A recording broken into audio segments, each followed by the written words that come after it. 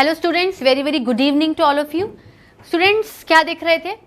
12 CBSE year long course में ecology unit के अंदर जो 4 चैप्टर्स थे उसमें हम लोगों ने 3 चैप्टर्स कंप्लीट कर लिए थे। पहला था ऑर्गेनिज्म एंड पॉपुलेशन, दूसरा था इकोसिस्टम, तीसरा था biodiversity and conservation.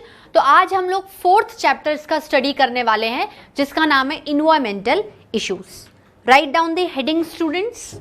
It is also a very important, easy and practical type of chapter.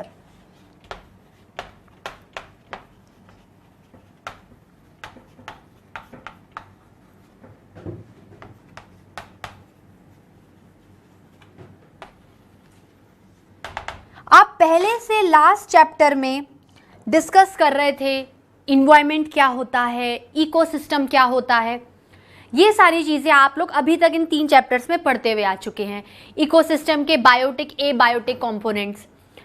अब आप इस चैप्टर में हेडिंग को ध्यान से पढ़ो। हेडिंग का नाम है इन्वायरमेंटल इश्यूज। इन्वायरमेंटल इश्यूज का मतलब है इन्वायरमेंट में क्या क्या इशू क्रिएट हो सकते हैं। और इशू कब क्रिएट होता है? जब 2 चीज़ों के बीच में कन्फ्लिक्ट होता है, 2 चीज़ों के बीच में एडजस्टमेंट्स नहीं होते हैं। बोलते ना कि मेरे और मेरे फ्रेंड में अभी इशू चल रहे, we are not talking with each other. Issue का मतलब है something not good is happening. तो इन्वायरमेंट में किस तरीके से something is not good happening, that's why you are called this chapter as an environmental issues. देखो, हमारा इन्वायरमेंट बायोटिक और एबायोटिक कंपोनेंट्स दोनों का बना हुआ है। बायोटिक का मतलब होता है living components including all the living organism, that is plant and animal kingdom as a whole. Then abiotic component, उसमें mainly air, water, land, lithosphere, atmosphere, hydrosphere along with the living organism constituent the biosphere। कैसे बोला मैंने? Lithosphere ज्यादा नहीं लिखेंगे, काम की चीजें लिखेंगे इसके अंदर। Atmosphere and hydrosphere. Lithosphere, that is the land part, atmosphere means the air and hydrosphere means the water,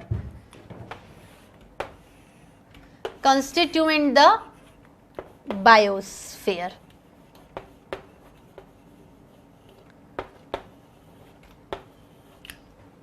constituent the biosphere, ठीक है। अब ये तीनों क्या है? ये तो एबायोटिक कंपोनेंट्स हैं। इनका इंटर रिलेशनशिप किससे होगा?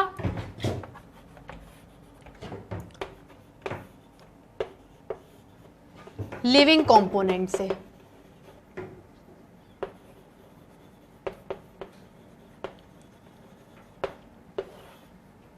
लिविंग कंपोनेंट्स, ठीक है। अब यहां पर इन्वायरमेंटल इश्यूज का मतलब क्या है? एक लाइन पढ़ते हैं एनसीईआरटी की। Human population size has grown enormously over the last 100 years. This means there is increase in demand for food, water, home, electricity, roads, automobiles, and numerous other commodities. These demands are exerting tremendous pressure on our natural resources and are also contributing to the pollution. Environmental issues में आप एक बहुत बड़ा term पढ़ने वाले हो which is actually very big issue to the environment, that is pollution. Pollution मतलब गंदा करना, गंदगी फैलाना। एयर को गंदा करना, एयर पॉल्यूशन। वाटर को गंदा करना, वाटर पॉल्यूशन। लैंड को गंदा करना, लैंड पॉल्यूशन। हम लोग अगर बात करें तो अगर हमें इकोसिस्टम में या इन्वायरमेंट में सर्वाइव करना है तो हमें आपस में भी इंटरेक्ट करना पड़ेगा और हमें नॉन लिविंग कंपोनेंट्स के साथ भी इंटरेक्ट करना पड़ेगा। अब जिस तरीके से हम लोग स्पीशीज रिचनेस का कॉन्सेप्ट देख रहे थे या जिस तरीके से स्पीशीज बढ़ती जा रही हैं, स्पीशीज बढ़ने का कॉन्सेप्ट का मतलब होता है कि आपके पास जो अवेलेबल रिसोर्सेस हैं वो बहुत ही अच्छे अमाउंट में हैं और बहुत ही अच्छे क्वालिटी के हैं। अगर आप कोई फूड खा रहे हो, बहुत ज़्यादा फूड खा रहे हो but quality is not good, आप बीमार पड़ोगे। But if you are taking food in a proper quantity with a good quality तो आपको कभी भी डिजीज नहीं होगी। You will become healthy at all time. उसी तरीके से अगर हमारे इन्वायरमेंट के कंपोनेंट्स क्वांटिटी वाइज भले ही ज़्यादा ना हो लेकिन क्वालिटी वाइज ज़्यादा हो तो हमें ज़्यादा बेनिफिट होगा। लेकिन प्रॉब्लम क्या आ रही है कि हमारे इन्वायरमेंट में क्वांटिटी तो बढ़ती जा रही है ऑर्गेनिजम्स की, क्वांटिटी तो क्या हो रही है स्टूडेंट्स, बढ़ती जा रही है, लिविंग ऑर्गेनिज्म की स्पीशीज बढ़ती जा रही है, उनके बीच में रिप्रोडक्शन हो रहा है, तो उनका जो नंबर है वो दिन ब दिन क्या होता जा रहा है, बढ़ता जा रहा है। अब बढ़ता जा रहा है तो जैसे पॉपुलेशन बहुत ज़्यादा है तो पॉपुलेशन को सर्वाइव करने के लिए, पॉपुलेशन के सर्वाइवल के लिए आपको फूड चाहिए, वाटर चाहिए। तो उस फूड और वाटर का रिलेशन किससे है, डायरेक्ट रिसोर्सेज से। फूड किससे आएगा, जब आपके पास प्लांट की प्रोडक्टिविटी अच्छी होगी। वाटर कहाँ से आएगा, when you have ample of fresh water, क्योंकि आप डेली एक्टिविटीज में सॉल्ट वाटर, सी या मैराइन वाटर तो यूज नहीं कर सकते, ठीक है। तो इकोसिस्टम के जो कंपोनेंट्स हैं वो डायरेक्टली और इनडायरेक्टली रिसोर्सेज से एसोसिएटेड हैं, और ये जो रिसोर्सेज की अवेलेबिलिटी है it actually decide the survival extent of population. तो कैसे लिखेंगे हम लोग, पॉपुलेशन डायरेक्टली और indirectly related to resources available।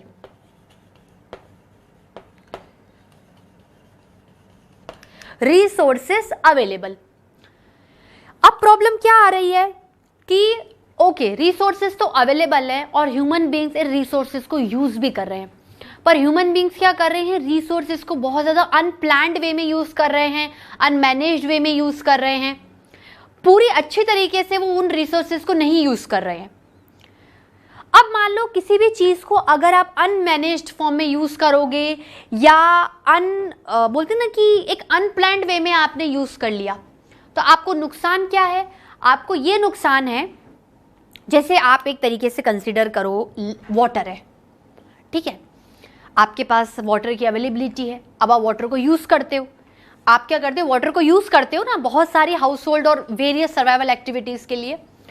अब मान लो आप जिस रिवर का वाटर यूज कर रहे हो उसी में ही आप नहा भी रहे हो, you are excreting your faecal matter, जैसे गांव विलेजेस में लोगों को इतनी नॉलेज नहीं होती है, वहां आप कपड़े भी धो रहे हो, ठीक है, गायों भैंसों को भी नहला रहे हो, कोई प्रोविजन ही नहीं, कोई प्लान ही नहीं, बस अब ये इसी से ही करना है।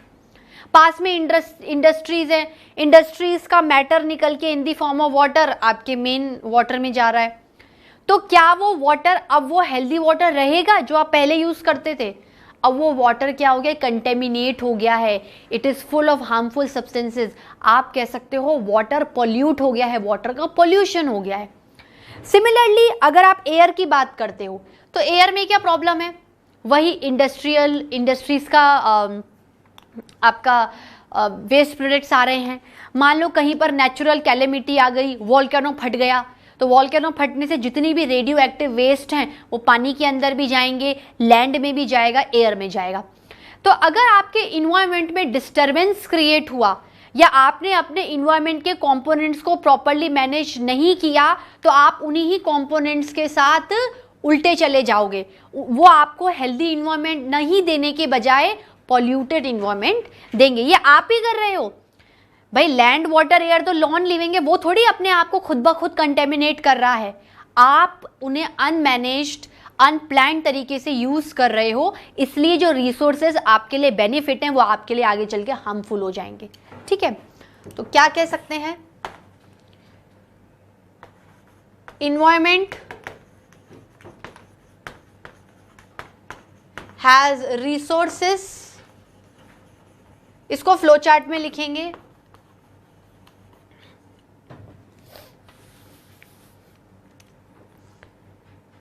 utilized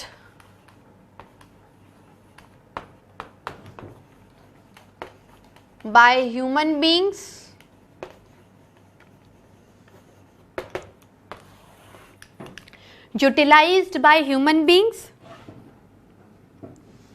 अब दो क्राइटेरियाज हो सकते हैं, इफ प्लान्ड वे, तो आपको रिजल्ट्स कैसे मिलेंगे, बेनिफिशियल।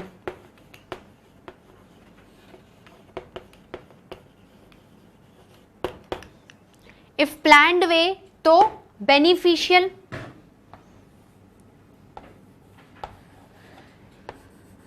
इफ अनप्लैंड वे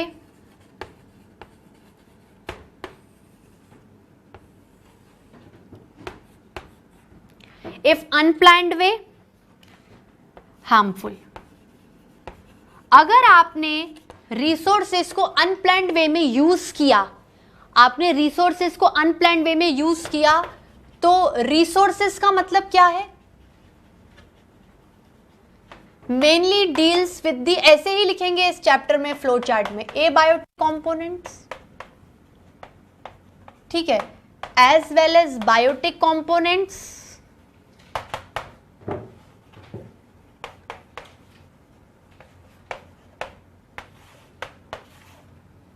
ठीक है। तो क्या हो जाएगा, अगर ये जो रिसोर्सेस कंबाइनली हैं, इनमें किसी भी तरीके का अनप्लैंड, अनमैनेज्ड, अनलिमिटेड मैनर से यूज हुआ, तो ये दोनों क्या हो जाएंगे?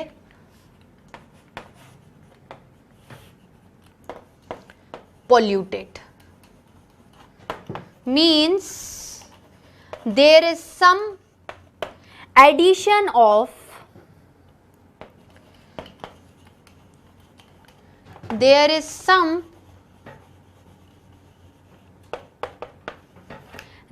some addition of harmful,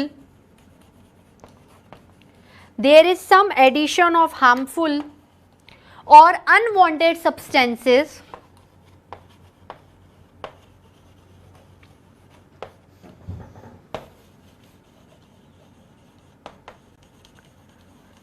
ठीक है।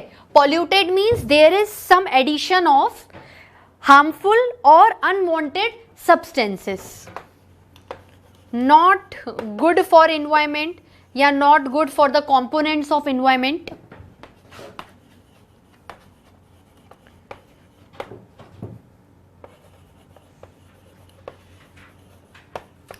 ठीक है स्टूडेंट्स, बात समझ में आई, बात क्लियर हुई। अब हम लोग बात करते हैं, should I rub it? Pollution का मतलब क्या होता है? पॉल्यूशन का मतलब होता है देखो, आपकी बॉडी डिजीज कब होती है? जब आप नॉर्मल फिजियोलॉजिकल सिस्टम से बाहर आ जाते हो, ठीक है। आपके साथ जब नॉर्मल नहीं होता तो आप कहते हो कि मैं डिजीज्ड हो गया हूं। उसी तरीके से जब पॉल्यूशन में नॉर्मल कंडीशंस नहीं क्रिएट होती हैं तो वो पॉल्यूट हो जाता है। पॉल्यूशन की एक बहुत अच्छी डेफिनेशन दी हुई है, pollution is any undesirable change. जैसे डिजीज में क्या होता है, हमारी बॉडी का सोशल, मेंटल, फिजिकल हेल्थ का बिगड़ जाती है, उसी तरीके से undesirable change in the physical, chemical and biological characteristics of air, land, water और सॉइल। एजेंट्स, ऐसी चीजें जो पॉल्यूशन क्रिएट करते हैं, आप उन्हें पॉल्यूटेंट्स कहते हो और लेमैन लैंग्वेज में आप उन्हें हार्मफुल सब्सटेंसेस कहते हो। Government of India has passed the Environment Protection Act 1986 to protect and improve the quality of our environment. मतलब हम ह्यूमंस अपने रिसोर्सेज को इतना अनप्लैंड वे में एक्सप्लॉइट कर रहे हैं, यूज कर रहे हैं कि जिस इन्वायरमेंट से हम उन्हें एक्सट्रैक्ट कर रहे हैं, हम उस इन्वायरमेंट के साथ ही क्या कर रहे हैं, उनको हार्मफुल सब्सटेंसेस भी दे रहे हैं। भाई आप इंडस्ट्रीज में अगर कोई भी रिसोर्स यूज कर रहे हो तो आपको पता है कि वेस्ट मैटर निकलेगा। अब आप क्या करते हो, लैंड में से ही यूजफुल मैटर निकाला, इंडस्ट्री सेटअप कर ली, ठीक है। समझ लो आपको कोई इंडस्ट्री सेटअप करनी है, आपने धड़ाधड़ प्लांट काट दिया, डिफॉरेस्टेशन कर दिया, वो एरिया बैरन हो गया, आपने बड़ी खुशी खुशी इंडस्ट्रीज को डाला, ओके नो प्रॉब्लम, इंडस्ट्री डलने से इंडिया का डेवलपमेंट होगा, ग्रोथ होगी, इंप्लॉयमेंट होगा। पर इसका मतलब ये तो नहीं है ना कि अपने इन्वायरमेंट की नेचुरल ब्यूटी को ही खत्म कर दो अपनी सिर्फ सक्सेस को देखने के लिए। तो वहां पर प्लांट्स को कटने के बाद जो इंडस्ट्री हमने सेटअप करी, अब वो क्या करेंगी, उनके अंदर कोई केमिकल प्रोसेसिंग होगी, केमिकल्स कुछ उनके अंदर जो प्रोसेसिंग होगी तो कुछ अगर सबस्ट्रेट आएगा तो एज अ वेस्ट प्रोडक्ट भी निकलेगा, स्मोक निकलेगी, धुआं। आपकी जो कोटा में चिमनी थर्मल पावर प्लांट है, आप देखो ना कंटिन्यूसली धुआं निकलता ही रहता है उसमें अंदर से, that means something is going on inside, उसका वेस्ट प्रोडक्ट निकल रहा है, आपके एयर को मिल रहा है, बहुत खुशी हो रही है। नहीं, ये आपके लिए नुकसानदायक है। अगर आपने इसको सही टाइम पर नहीं कवर अप किया तो in future time the air will get too much polluted, you are not able to breathe properly. आप ब्रीथ करोगे ना तो आपके अंदर वो स्मोकी बैड छोटे छोटे पार्टिकल्स जाएंगे and they will settle down inside the alveoli of your lungs, will definitely create respiratory disorders. अगर रेस्पिरेटरी डिसऑर्डर्स इंडिया में टोटल 40% है, तो अगर आपने एयर को और पॉल्यूट किया तो आगे चल के 100% हो जाएगा। Each and every person of population get affected by severe respiratory disease. अब वो ब्रोंकाइटिस हो सकता है, वो आपका COPD हो सकता है, वो आपका अस्थमा, जनरली अस्थमा काफ़ी लोगों में देखा गया है। ठीक है, अस्थमा का मतलब है कि जो एल्वियोलाई का एरिया है वो उतना नहीं अवेलेबल है गैस एक्सचेंज करने के लिए, तो they are using pumps to give that air explicitly. उन एल्वियोलाई को खोलने के लिए आप ऊपर से पंप का यूज कर सकते हो। तो why are you proning your body to the external devices if the normal physiological healthy system is available to your body? हम क्यों मेडिसिन पर, हम क्यों बाहर के चीज़ों पर डिपेंडेंट रहे, जब मेरे बॉडी में गॉड ने इतना अच्छा फिजियोलॉजिकल सिस्टम दिया है कि मेरे पास रेस्पिरेटरी सिस्टम है, मैं ऑक्सीजन को लेकर हार्मफुल CO2 को बाहर निकाल सकती हूँ, और यही CO2 ग्रीन प्लांट्स को मिलेंगे जो फोटोसिंथेसिस करेंगे, अपना खाना खुद बनाएंगे। I am able to recycle the gas, I am able to recycle the nutrients. It is me who is the most intelligent, powerful creature of this earth. But still I have no right to create havoc or disasters to my environment. अगर मैं environment से चीज़ों को इस्तेमाल करती हूँ, मैं environment को यूज़ कर रही हूँ, तो मुझे कोई हक नहीं है कि मैं एक पैरासाइट बनूँ।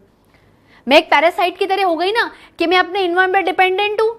इन्वायरमेंट होस्ट है, मैं बस लेती जा रही हूँ, पर उसके बदले उसको कुछ बेनिफिट नहीं पहुंचा रही हूँ, उल्टा मैं उसको हार्म ही कर रही हूँ। तो actually I am playing a role of parasite with respect to my environment. ठीक है, तो इसलिए इन्वायरमेंट में एक एक्ट निकला कि ये जो आप अनडिजायरेबल चेंजेस क्रिएट कर रहे हो ना, एबायोटिक, मेनली क्या है, एबायोटिक कंपोनेंट्स इन्वॉल्व होते हैं, क्योंकि हम ही तो पोल्यूशन करवा रहे हैं, बायोटिक कंपोनेंट्स ही तो करवा रहे हैं ना। तो हो कौन रहा है? एबायोटिक।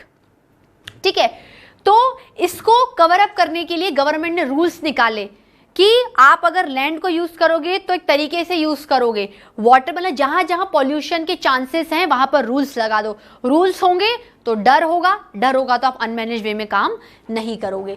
तो अगर हम लोग पॉल्यूशन की डेफिनेशन को देखें, जो कि आप बहुत छोटी क्लासेस से देख रहे हैं,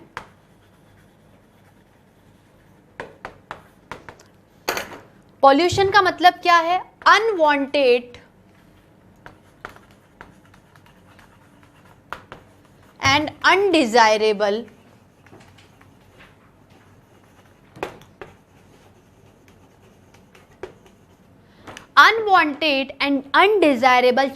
चेंजेस मतलब जो पहले नॉर्मल था अब वो नॉर्मल नहीं रहा है। चेंजेस